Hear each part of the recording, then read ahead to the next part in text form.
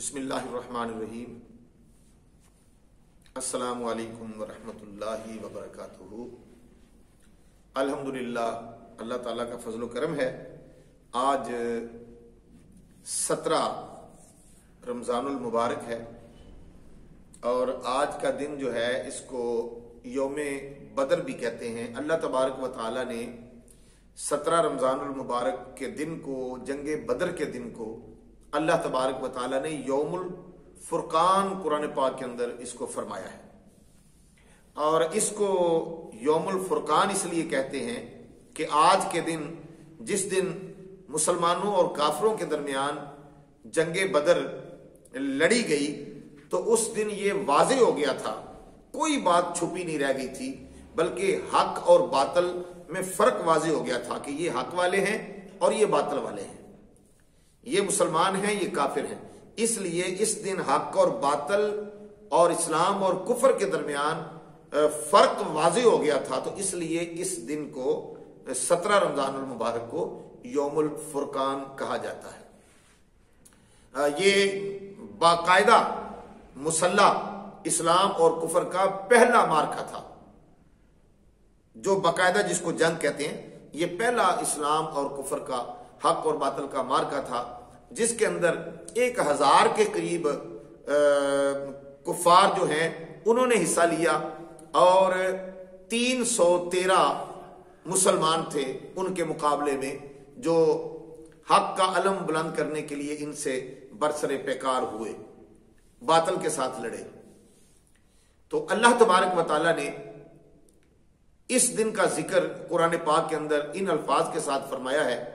بہت سارے مقامات پر غزوہ بدر کا ذکر اللہ پاک نے فرمایا ہے، اور جو نعمتیں اور جو کرم اللہ نے کیا مسلمانوں پر 17 رمضان المبارک بدر کے دن، اس کا ذکر اللہ پاک نے قرآن پاک کے اندر فرمایا، سورہ انفال کے اندر، سورہ توبہ کے اندر اور دیگر مقامات پر۔ تو اللہ پاک نے اس مسلمانوں کی بے سر و سامانی کا ذکر ان قرآنی الفاظ کے ساتھ ارشاد فرمایا، وَلَقَدْ نَصَرَكُمُ اللَّهُ بِبَدْرٍ وَأَنْتُمْ أَذِلَّةٌ فَاتَّقُوا اللَّهَ لَعَلَّكُمْ تَشْكُرُونَ۔ اور البتہ تحقیق اللہ نے تمہاری مدد فرمائی بدر کے میدان میں، جب تم بے سر و سامان تھے۔ اللہ تعالیٰ مسلمانوں کے ساتھ مخاطب ہے، اہل اسلام کے ساتھ۔ اللہ تعالیٰ نے تمہاری مدد فرمائی بدر کے روز، جب تم بے سر و سامان تھے۔ وَأَنْتُمْ أَذِلَّةٌ، اس کا معنی ہے جب تم بے سر و سامان تھے۔ فَاتَّقُوا اللَّهَ لَعَلَّكُمْ تَشْكُرُونَ، تاکہ تم اللہ سے ڈرتے رہو اور اس کے شکر گزار بندے بنو۔ 1000 کا لشکر کفار کا تھا، اور وہ مکمل جنگی مہارت رکھنے والے تھے، اور جوان تھے، اور مسلح تھے، اسلحہ ان کے پاس بہت زیادہ تھا، لڑنا بھی جانتے تھے، اور سواریاں بھی ان کے پاس مکمل تھی۔ یعنی کہ دنیاوی جو کہتے ہیں نا ساز و سامان، جنگی ساز و سامان، وہ سارا کچھ ان کے پاس وافر مقدار میں تھا۔ لیکن دوسری طرف مسلمانوں کے پاس جانثار صرف 313 تھے، اور یہ وہ تھے جنہوں نے کبھی جنگ لڑی ہی نہیں تھی، جن کو جنگ لڑنی آتی نہیں تھی، اور یہ پہلا معرکہ تھا، اور یہ 313 تھے۔ ان 313 کے اندر بوڑھے بھی تھے، جوان بھی تھے، اور بچے بھی تھے، اور یہ 313 بے سر و سامان تھے۔ جب اللہ نے قرآن میں فرما دیا، نہ ان کے پاس سواریاں پوری تھیں، نہ ان کے پاس جنگی ساز و سامان تھا، نہ ان کے پاس نیزے تھے، نہ ان کے پاس تلواریں تھیں، نہ ان کے پاس ڈھالیں تھیں، نہ ان کے پاس گھوڑے تھے، کچھ بھی نہیں تھا۔ ان کے پاس کیا تھا؟ ان کے پاس کائنات کی سب سے بڑی دولت تھی، اور وہ یہ تھی، ایک تائید الہی تھی، اور دوسرا انہیں نبی پاک صلی اللہ علیہ وسلم کی سربراہی حاصل تھی۔ حضور نبی پاک صلی اللہ علیہ وسلم اللہ کے محبوب اور آخری نبی، ان کے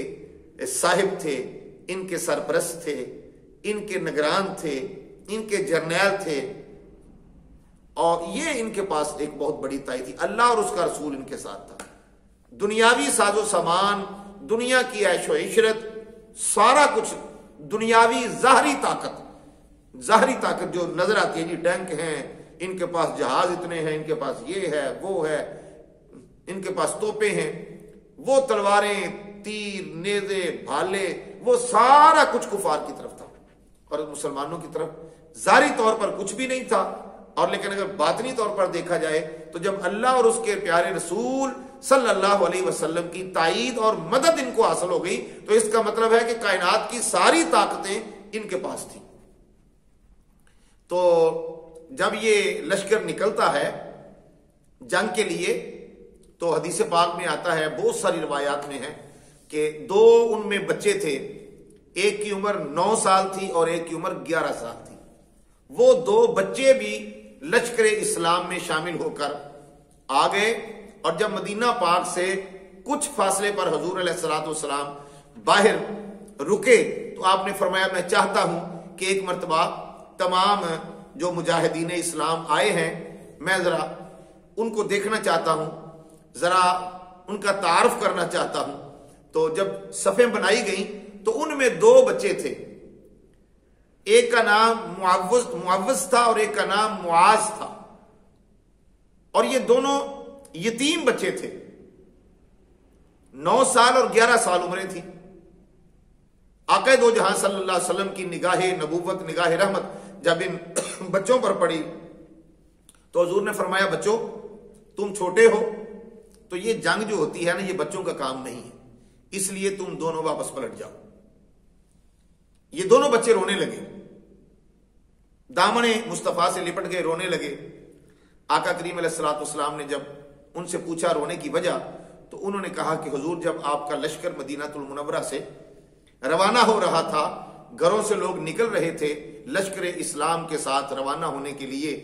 تو ہماری والدہ ماجدہ، ہماری امی جو تھی، اس کی آنکھوں میں آنسو تھے، تو ہم نے اپنی ماں سے پوچھا امی جان آپ کیوں رو رہی ہو؟ تو ہماری ماں نے رونے کی وجہ یہ بتائی کہ بیٹو آج مدینہ المنورہ سے لوگ جہاد کے لیے لشکر اسلام میں شامل ہو کے جا رہے ہیں، میں اس لیے رو رہی ہوں کہ کاش کہ آج آپ کا باپ زندہ ہوتا تو وہ بھی نبی پاک علیہ الصلوۃ والسلام کے ساتھ آقا علیہ الصلوۃ والسلام کی حفاظت کے لیے، اسلام کی حفاظت کے لیے جاتا۔ اگر وہ بچ کے آ جاتا تو میں غازی کی بیوی کہلاتی، کتنا بڑا ٹائٹل تھا، شرف تھا کہ میں غازی کی بیوی ہوں، اور اگر وہ شہید ہو جاتا تو میں شہید کی بیوی کہلاتی، کتنا بڑا ٹائٹل تھا، کتنی بڑی سعادت تھی، شہید کی بیوی ہونا یا غازی کی بیوی ہونا، یہ ان لوگوں کو قدر تھی ان چیزوں کی۔ تو میں بیٹو اس لیے روتی ہوں کہ آج میں اس سعادت سے محروم ہو گئی۔ تو وہ بچے کہنے لگے یا رسول اللہ صلی اللہ علیہ وسلم، ہم نے اپنی ماں کے آنسو اپنے ننھے ننھے ہاتھوں سے صاف کیے اور ہم نے عرض کیا اماں یہ تیری خواہش ہم تیرے یہ یتیم بچے پوری کریں گے۔ تو پھر ہماری ماں نے ہمیں تیار کر کے روانہ کیا کہ جاؤ پھر بچوں میں تمہیں اللہ کے حوالے کرتی ہوں، اللہ کی سپرد کرتی ہوں۔ تو ہم اپنی ماں سے وعدہ کر کے آئے ہیں تو اس لیے ہمیں واپس نہ بھیجنا، ہماری ماں کا دل ٹوٹ جائے گا، ہمیں قبول کیا جائے۔ منت سماجت کی آقا کریم صلی اللہ علیہ وسلم نے فرمایا چلو پھر ایسا کرتے ہیں کہ یہ جو بڑا ہے نا 11 سال کی عمر والا اس کو رکھ لیتے ہیں اور بیٹا تم واپس چلے جاؤ چھوٹے۔ اچھا جب یہ بات ہوئی تو وہ چھوٹا مچل اٹھا، اس کے جذبات مچل اٹھے، عرض کرنے لگا اے پیارے آقا علیہ الصلوۃ والسلام یہ ارشاد فرمائیں جنگ عمروں سے لڑی جاتی ہے یا جنگ طاقت اور جذبے سے لڑی جاتی ہے؟ آقا علیہ الصلوۃ والسلام نے فرمایا یقیناً بات ہے جنگ طاقت اور جذبے سے لڑی جاتی ہے۔ تو وہ چھوٹا کہنے لگا، چھوٹا بھائی جو تھا 9 سال کا، وہ کہنے لگا حضور آپ میری اس کے ساتھ کشتی کروا کے دیکھ لیں کہ یہ عمر میں میرے سے 2 سال بڑا ضرور ہے لیکن طاقت میرے اندر زیادہ ہے، قوت ایمانی سارا کچھ جذبہ میرے اندر زیادہ ہے، کشتی کروا لیں۔ اب اللہ کا نبی سب جانتا تھا، سب جانتے تھے، لیکن آقا نے فرمایا صحابہ چلیں ذرا یہاں میدان کھلا کر دیں۔ کشتی کروائی گئی، جب دونوں بھائی آپس میں ہاتھوں میں ہاتھ ڈالے نا، سر کے ساتھ سر ملایا تو چھوٹا جو تھا نا، چھوٹا اس نے بڑے کے کان کے ساتھ اپنا منہ لگا لیا اور لگا کے کان میں کہنے لگا میرے بھیا تو جانتا ہے نا ماں نے کتنے چاؤ کے ساتھ ہمیں تیار کر کے بھیجا تھا، اور اگر میں واپس چلا گیا تو پتہ ہے ماں کا دل ٹوٹ جائے گا، تو ہم یہ کبھی بھی گوارا نہیں کرتے، لہٰذا اب صورتحال یہ ہے، تو ہو گیا ہے بھرتی، تو قبول کر لیا گیا ہے، اب تجھے تو یہ لجپال نبی کبھی بھی نہیں واپس بھیجتے، کیونکہ لجپال پریت نو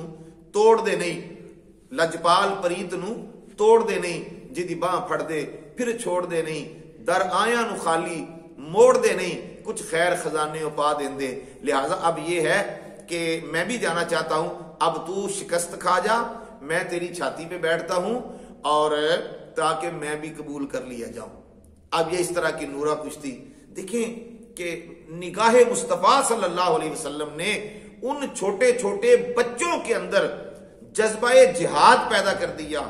جذبہ شہادت پیدا کر دیا، اپنی جان اسلام پر نچھاور کرنے کا جذبہ پیدا کر دیا۔ ایسا ہی ہوا، وہ بڑا نیچے گرا، چھوٹا چھاتی پہ بیٹھ گیا، واہ واہ ہوئی، داد دی گئی، حضور نے فرمایا چلو دونوں کو قبول کر لیا۔ جب دونوں چلے گئے تو کتابوں کے اندر موجود ہے کہ جنگ لڑی جا رہی تھی، بڑی آب و تاب کے ساتھ تلواریں چل رہی تھی، گاجر مولی کی طرح سر کٹ رہے تھے، اور تلواروں کی چمک اور ان کی جو آواز تھی، چھنک، وہ جناب ہو رہی تھی کہ اتنے میں نبی پاک علیہ الصلوۃ والسلام کے ایک صحابی ہیں، تو حضرت عبد الرحمن بن عوف رضی اللہ تعالیٰ عنہ، وہ کہتے ہیں کہ جنگ کے اس پورے گرم ماحول کے اندر نا وہ دونوں چھوٹے چھوٹے بچے میرے پاس آئے اور آ کر مجھے کہنے لگے چچا جان ہمیں یہ تو بتائیں ابو جال کون ہے، ابو جال کون سا ہے؟ تو میں نے کہا بیٹا آپ ابو جال کو کیا کہو گے؟ وہ بچے کہنے لگے کہ چچا جان ہمیں جب ہماری ماں نے روانہ کیا تھا نا تو اس نے کہا تھا بیٹا اگر ہو سکے تو اس کافر کو مارنا، سنا ہے کہ وہ ہمارے نبی کو بڑی اذیتیں دیتا ہے، اس نے ہمارے نبی کو بڑی تکلیفیں پہنچائی ہیں مکے کے اندر، اور میری خواہش ہے کہ تم اس کو مارو جا کر، اگر میرے بیٹے ہو میں تمہیں اپنا دودھ معاف کر دوں گی، تو اس لیے ہمیں بتائیں۔ تو حضرت عبد الرحمن بن عوف کہنے لگے بیٹا وہ تو ان کا سردار ہے اور اس کے گرد تو بڑا زبردست ایک دستہ ہے جو اس کی حفاظت کر رہا ہے، حفاظت کر رہا ہے گرد اس کے فوج کا دستہ، حفاظت کر رہا ہے گرد اس کے فوج کا دستہ۔ وہ بچے کہنے لگے کہ وہ دستہ کب تلک روکے گا ملک الموت کا رستہ، اور قسم کھائی ہے مر جائیں گے یا ماریں گے ناری کو، قسم کھائی ہے، وہ بچے کہنے لگے قسم کھائی ہے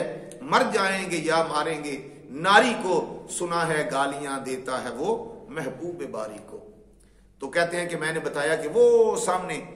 جو ایک وہ کالے رنگ کے گھوڑے کے اوپر وہ جو بندہ ہے نا وہ کالے لباس میں ملبوس ہے، تو وہ ابو جہل ہے۔ کہتے ہیں وہ میرے بتانے کی دیر تھی، ایک بجلی کی